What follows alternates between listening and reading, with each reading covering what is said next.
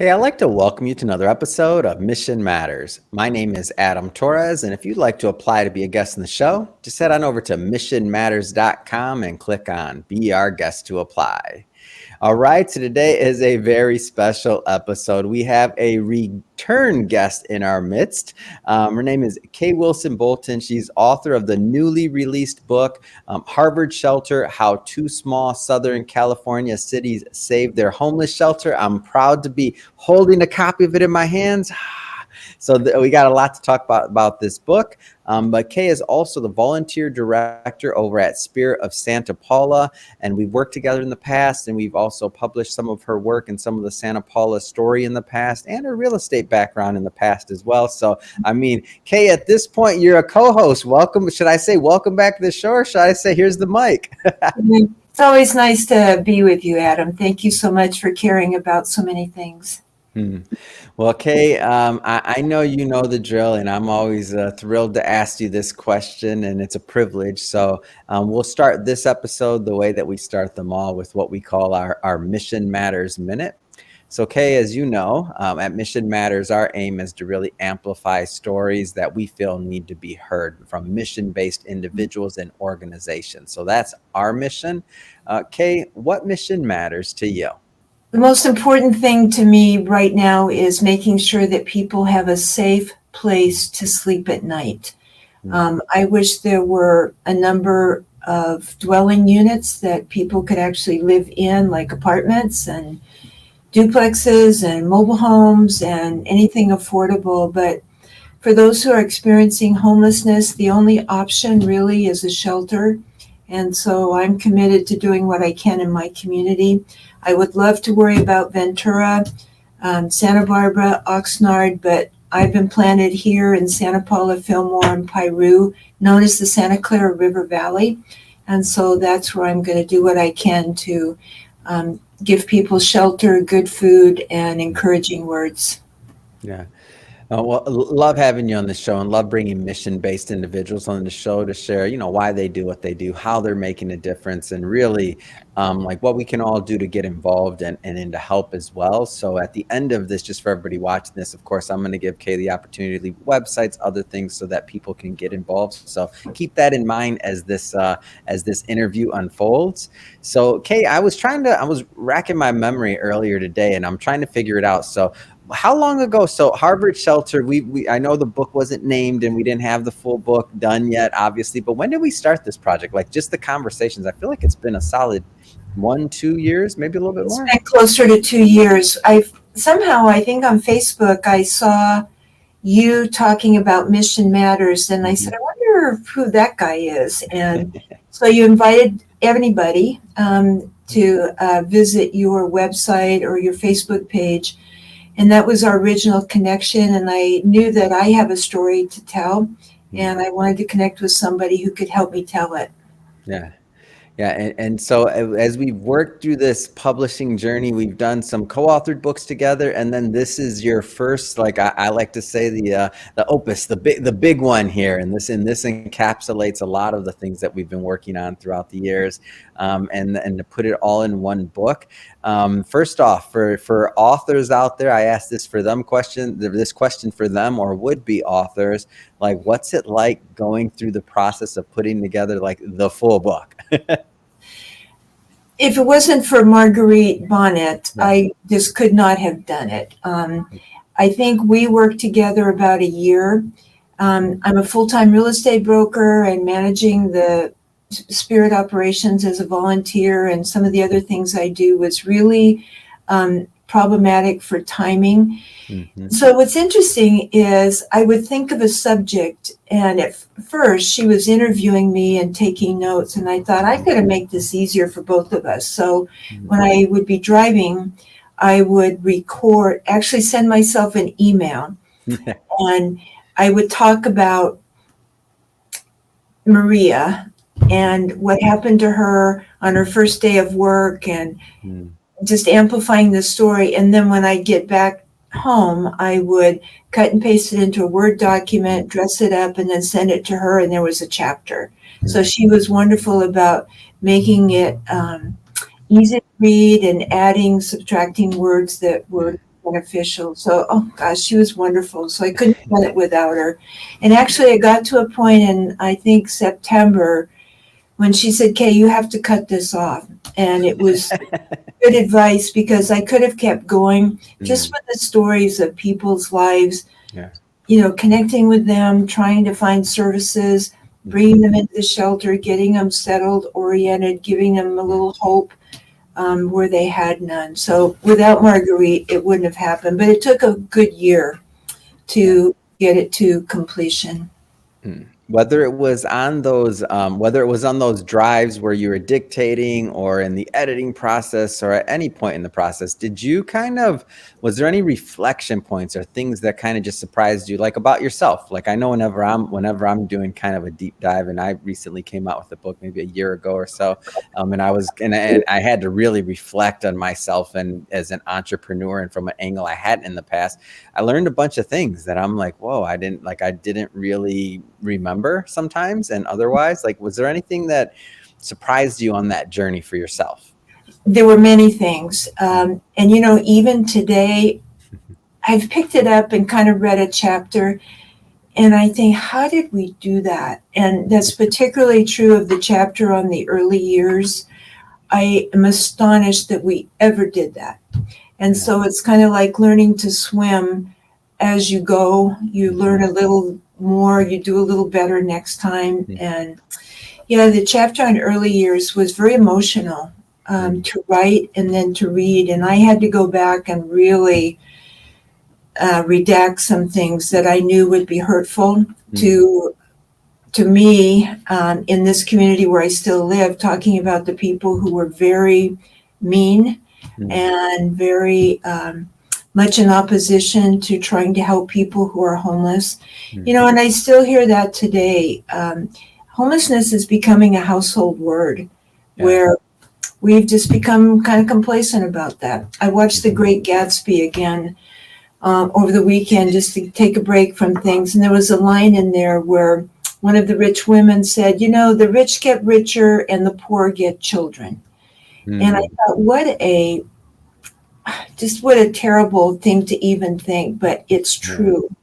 In our society, the gap is just getting bigger and bigger. Today is, the big Tuesday for the elections, and it's going to be so interesting to see where we all land as a country and who we vote for, and it will surface the issues that are really important to us. And I hope at some point the primary issue is safety, well-being, fairness, housing for all, so that our kids have a chance to live a life that every parent dreams their child will live.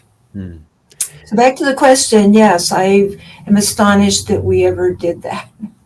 I want to stay on the early days a little bit longer, especially for some of the, the entrepreneurs in that'll watch this as well, because you're an accomplished entrepreneur as well in real estate. I'm even successful there. And I feel like sometimes when, I'll speak for myself, like sometimes I get yet last night we had this meetup in Orange County. So every Monday we do this meetup at a different location, and we have a team down there that are very nice and that want to get together and love Mission Matters and what we're trying to accomplish in uniting people. So sometimes as they, I had some people that were, let's just say, newer to the platform or newer to me or anything else. And they're like, this talking about what was my vision for this podcast and how we thought this was going to be this, and this. And I like to step back and be very humble. And I'm like, you're giving me a little bit too much credit. The vision originally was record an episode and invite cool people on that you feel are like-minded and mission-based and have a conversation and let people listen to it. Like that was the simple idea in which this grew from, and then we kind of built brick by brick. But from your end, thinking about those early days, especially in the context of the book and reflecting back, like what is that like for you, that reflecting back part, and maybe give us some insight into those early days? Well, it's very humbling to go back and read that because I didn't even know what I was doing then, except same. I didn't know how to record a podcast. My first podcast, maybe 5 minutes it took to do, Kay, and I did it on my phone. Go ahead, please. So, what we wanted to do in the very early days is just simply do a hot meal. Mm. And so we had no idea who would come. We put flyers out at the various places where we knew our homeless people. And now the term is people experiencing homelessness, because homelessness is not an adjective, it's noun. And so just planning for that first meal, I sent an email. It was the early days of email, kind of. Sent out an email to 25 people. If you're fixing a dish for your family, will you fix an extra one for us? That's kind of how we started. And so the meals showed up, and as we grew each week for people coming for a free hot meal, we expanded it, and I would go to Food Share, which is our amazing food bank, and I would see what they had on Tuesday. And if it was frozen, I knew I'd had to figure out probably an unsafe way to get it defrosted. I would go to the local market and buy Roma tomatoes because they were the cheapest, 29 cents a pound. They're not that now. Find cheese, find cabbage, find local restaurant donated carrots every week. So we had buttered carrots every week for 10 years. But it's nutritious, right? So yeah, just scrambling to put things together, find utensils. We didn't want to use plastic, and then the silverware would get thrown away in the trash, and just things like that. Reading the book, I just can't believe we ever did that. But it was tough, but you just do what you have to do, and you don't think about it because you don't know better. I certainly didn't know then what I know today about possibilities and opportunities. I feel like that being naive in the beginning and just going after and doing something and one step at a time and not knowing, like sometimes not knowing and being naive and going forward and just doing the action, the next meal in your case, and like the next week of how many people we could help, like that's almost a blessing at time before you're then blessed with the ability to not be able to unknow what you know, right? It's simple in the beginning sometimes. Right.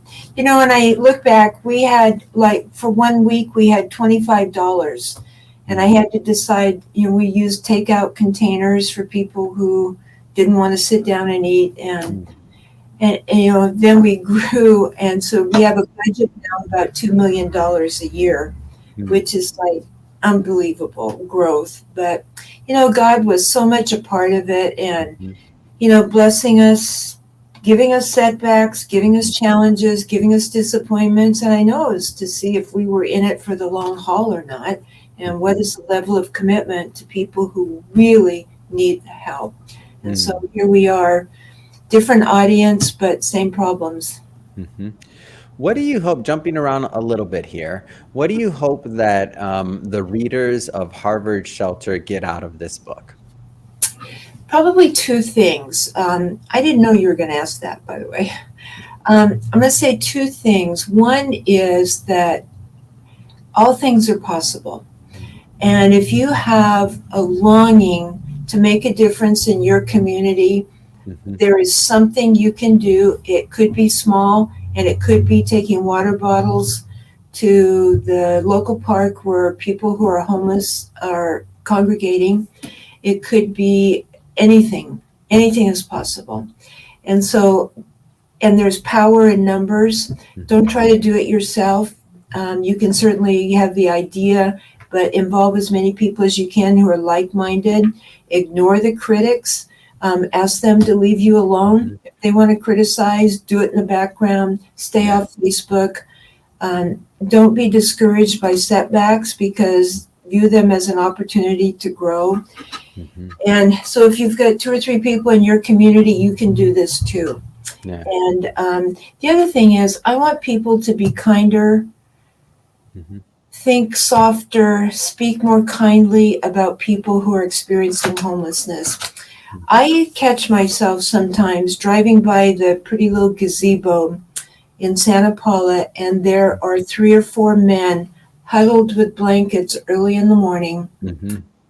And had I not read my own book, I would say, I wonder what those people are doing there. Why are they there? Well, I can tell you why they're here. They came here for a better life. They came here because they were offered work. they've lost their job because of some economy. Maybe they have an alcohol problem. They didn't show up for work 2 days in a row. They got fired. People, addiction comes in all shapes and sizes. It can be your love for chocolate. It can be your love for new clothes. It can be your love for food, Taco Bell. And those are things that are hard to give up. Try giving up a cup of coffee or all your coffee every morning for 6 months and just see what it's like. So people who have addictions and have fell into a drug and alcohol, state of being because of loss of hope, discouragement, who knows what caused that. But for the grace of God, most of us are not there. And to the people who think that could never happen to you and you despise the person that you're having to see on the way to work that appears to be homeless, lighten up, because we need to be a kinder community. And I'm so worried that homelessness is becoming a household word and it doesn't affect us anymore. We feel like homeless, and I'm really afraid we're in that mode now. How can America be communities lined with people living in tents on sidewalks? How can that? For the audience, because I know the backstory, but what you can share, specifically on the cover, the choice to go with these two individuals, maybe if you could just share a little bit around the backstory to why you went with that design. Yes, that picture was taken on about January the 12th, 2019 at our winter shelter at the Methodist Church.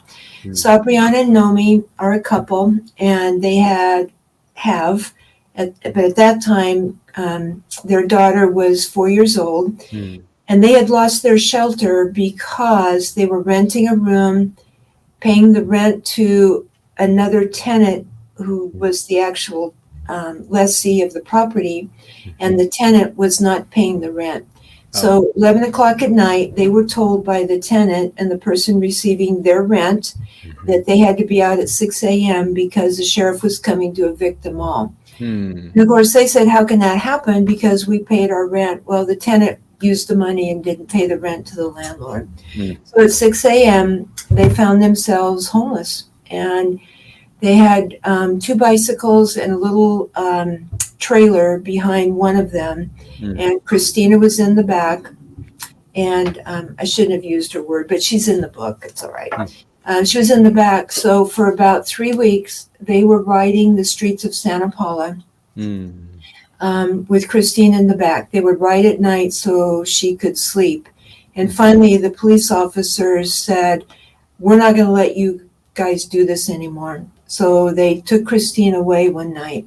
And one of the officers said, you need to go see Kay and get yourself straightened out. So they came to see me the next day, and I took that picture of them. Christine was gone, and they had a little dog named Brownie, and Brownie's in the picture, and that is them 5 years ago. So what happened and why they're so important to the story is it's all about hope. It's about somebody taking your hand, and it's doing what you're supposed to do. Don't fall back to any old habit you might have that gives you an excuse for not.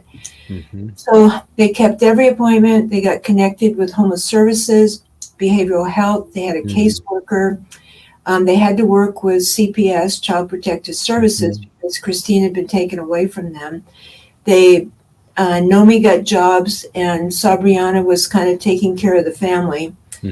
And so they went from us into Gabriel's house, which is a transitional living environment.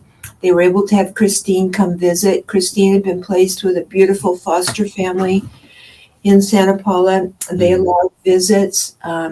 They actually wanted to adopt Christine because she was such an adorable child, and Nomi and Sabriana weren't working full-time and supporting a family yet. But then Sabriana got a job.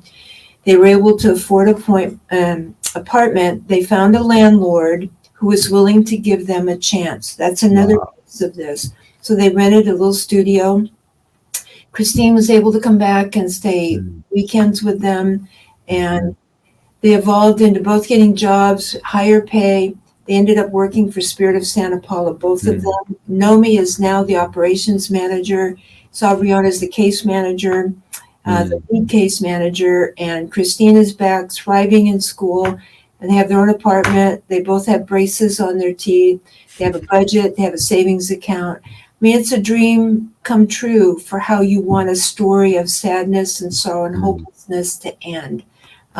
That's why they're on the cover in their first state, and they're inside the book as they are today. Healthy, prosperous, happy, you know, to dream come true. So if every story could be like that, you know, we would see daylight every day. We don't see daylight every day for many of our guests because they've got addictions. They're lazy. They are housed now and they think everything's just fine. But at our shelter, they have to be compliant with case management and follow instructions, or sadly, they are asked to leave the shelter to make room for somebody who wants to come in and actually better their lives and cooperate with us. Yeah. And I feel like and thank you for sharing that story, Kay. And the reason I wanted to bring that out too is just to kind of dispel the myth. I do understand that there is a segment of the people that are experiencing homeless population that you know, may have addictions or other things like you mentioned. But then there's also like the story you just shared, where that was just kind of some bad luck, really, like on that one. Like they were paying their rent, and all of a sudden, like in a blink of an eye, their entire life is, you know, flipped upside down. And at least they had each other and were able to work back. But some people, and that they found you, but that narrative, had the shelter not existed, had you and your team not been there, like that could have been very different, right? Right. I mean, if we weren't here, the issue of homelessness in my community would be disastrous. The last count, we don't have the count for 2024 yet, but for 2023, we had 121 homeless people counted. And we probably figure there's 180. And we have a number of undocumented people coming into the community. And I know that's a sensitive topic in all of America right now. But here's what just happened. We had a young couple come from Colorado who are actually from Venezuela. They came across the border. They were given a bus ticket. They could choose Florida, Colorado, or California. They ended up in Colorado. When work ran out, they were 23 years old, married, and she's pregnant. And when work ran out, they found on the internet Harvard Shelter, ended up in Santa Paula one day and wanted to stay. Well, we're funded by and for the communities of Santa Paula, Fillmore, and Piru. We have an obligation to our community and to our funders to take care of our community. So, you know, turning somebody away is just a wretched experience, particularly in those circumstances. So we kept them for one night. We drove them to One Stop in Oxnard, turned them over to other providers who have more ability to take care of them. But we've got a lot of complicated problems in our country that are creating even a greater complicated problem in the area of homelessness. So without being political, you know, that's part of what's impacting our ability to keep people housed. Let's I want to go with some of the time we have left here. I want to talk a little bit more about Spirit of Santa Paula for maybe some people that didn't catch some of our previous work. Of course, we want everyone to pick up a copy of the book. That's a given. But like, to give us some updates. It's been a while since you and I talked. Like what's happening right now, and really what's next? Like in 2024 year for people that are watching this in the future. Several things have happened. One is that we were able to achieve a stable funding source. On June 8th, I announced to our board again that if we didn't have money in our bank account by June 30th, we were going to have to close the shelter, which would have been disastrous. So Assembly Member Steve Bennett, who wrote the foreword in the book, heard about that. We were on NPR one morning. The homeless shelter in Santa Paula may close because of lack of funding. We had people run to the rescue. Assemblymember Bennett coordinated the dialogue between the city of Santa Paula, city of Fillmore, and the county of Ventura, to create a funding program for us for 2 years, which would allow us to hire a grant writer, hire an executive director, hire an additional case manager. I had one case manager for 42 people. That does not work. Yeah. It needs to be like one for 12 to 15. So we do have the new case manager, Desiree Magana, has joined Sabriana Arufo and Jessica Lucas, taking care of people, shepherding them from pillar to post to make sure they get the services they need so that they actually experience permanent supportive housing. We've entered a new program with the County of Ventura and behavioral health to create 6 new beds. Thanks to the Merriweather family in Ventura, they provided funding to get us started on that program, and we utilized their funds for other sources, but they were the inspiration to help us get started, where we have 6 new beds for people who are attached to behavioral health, case managed, social worker, psychiatrist, caseworker, to be sure that they are attached to all services. We will house them for 90 days and then move them on, hopefully, to supportive housing. That's going to be intense case management, but that's a breakthrough for our community to have that kind of program for people who are desperate for mental health services.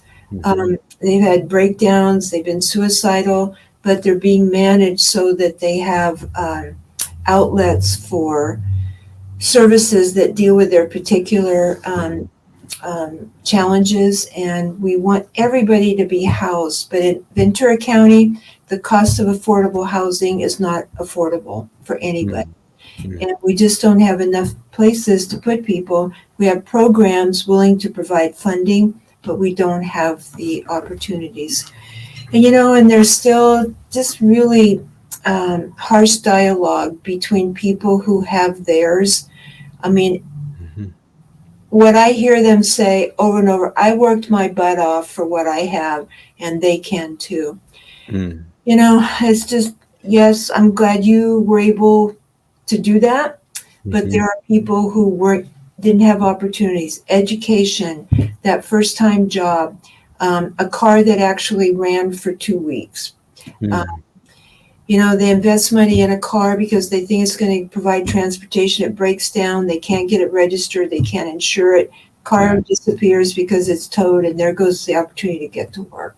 A lot of harsh problems people experience. So that's our new program. And with case management, lots of opportunities exist to move people from shelter into permanent supportive housing. Well, Kay, I'm thrilled to continue to promote this book with you. So Harvard Shelter, definitely want all my listeners and viewers, readers, everybody that supports Mission Matters to definitely please support Kay on this book. We're going to have a link in the show notes so that everyone can go grab a copy. And Kay, if somebody wants to follow up and learn more about Spirit of Santa Paula or to connect, I mean, what's the best way for people to get involved? 2 ways. One, we have a very informative website, spiritofsantapaula.org. We have an interesting podcast, too. It's called Bruised Reads Santa Paula. And it's the story of people who have been homeless. And it'll make you cry to hear their stories about child abuse, neglect. There's a set of circumstances called adverse childhood experiences, ACEs. If someone has had more than 2 or 3 ACEs in their lives, their chances of not surviving as an adult in a productive way are multiplied. So it's adverse childhood experiences, poverty, abuse, sexual abuse, neglect, parent in prison, that just add to terrible experience, homelessness, particularly within their parents, and then all of that abuse that follows the tragic circumstances of living in a homeless environment. So podcasts are very interesting. It will give you an insight into the lives of real people who have and are experiencing homelessness. And then anybody can call me, 805-340 5025. And you can put that maybe somewhere for somebody.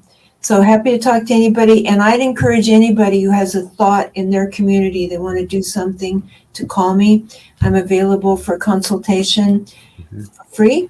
And I can come and meet with you if that would even help. So don't be shy about wanting to do something, because there's lots of possibilities and opportunities.